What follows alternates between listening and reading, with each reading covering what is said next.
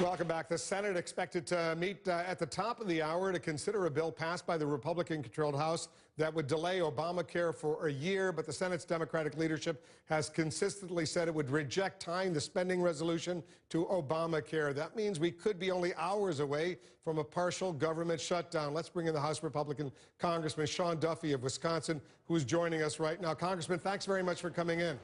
Hi, Wolf. Thanks for having me. Our chief congressional correspondent, Dana Bash, spoke a little while ago live with your Republican colleague from Pennsylvania, Charlie Dent, who says, you know what, at this stage, if the Senate sends back what's called a clean continuing resolution to keep the government operating after midnight tonight, the Speaker should just allow it to come up for an up or down vote. He thinks well more than 218 members, Democrats and Republicans, would support it. There would be no government shutdown. Are you with Congressman Charlie Dent on that? Here's where I'm at. In about 20 minutes, our House conference is going to get together, and we're going to have a conversation about what the best strategy is moving forward, how we keep the fight up on Obamacare, but also how we keep the government open. What we're going to do, Wolf, in our conference is have an open dialogue with people who have a lot of different opinions about how we should move forward. But what we're doing is exactly what our leaders in government should be doing. Barack Obama, Harry Reid, John Boehner, they too should be sitting down talking about their differences, just like what we're going to do in our House conference in about 20 minutes. That's not happening. Listen, Obama out golfing, Harry Reid, he's been gone for 36 hours. You don't get resolution unless people sit at the table, work together, and try to bridge these divides that they have in policy and ideology. Are you going to speak out during that Republican meeting that's about to begin? And if you are, give us a preview. What will you say to your fellow Republicans? Well, listen, I think many of us want to keep the fight going on Obamacare. As I look back to my home district, my constituents, they don't have big lobbyists in Washington, D.C. All they have is me.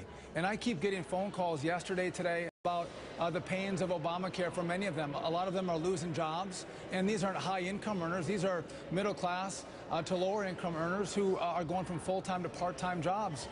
They're looking at health care premiums that aren't going down. Those premiums are going up. And so they want me to stay here and fight this fight, but they also want me to keep the government open.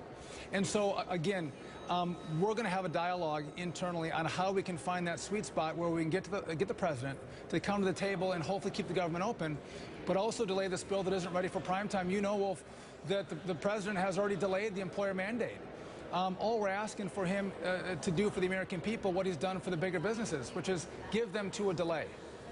He says he's not going to do that, and so I guess the dilemma you will face will be, do you keep the government operating, or do you stand on your principle and try to link the spending bill to defunding or delaying or making some significant changes to Obamacare? That's a serious dilemma you and your fellow Republicans will face. Do you have any idea how the Speaker might deal with this? I know you're going to have a dialogue, a discussion on it now, but do you think it's possible the Speaker would simply allow the Senate language that comes back in the next few hours to come up for a vote on the House floor? Listen, I don't know that he will allow that, but there's also an opportunity. Maybe we'll have a week extension of funding, so we have more time to have this conversation. There are a number of different opportunities that we have, but I think what the Speaker has learned over the last 2.5 years, I know that I've been here, that we've been in the majority, is to be successful as a Speaker, you have to listen to your conference, and I think he'll do that today. And all right. We've got to know each other pretty well. We have no problem sharing our opinions. But again, I want to leave you with this.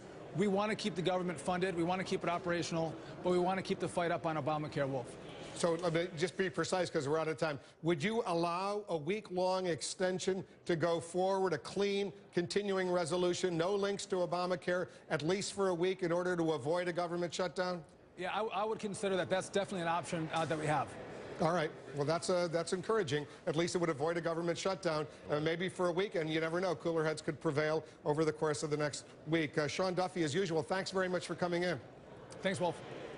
The markets really don't like the threat of a shutdown. We're going to tell you how much the Dow is down. You're going to find out if this could trigger a full market correction.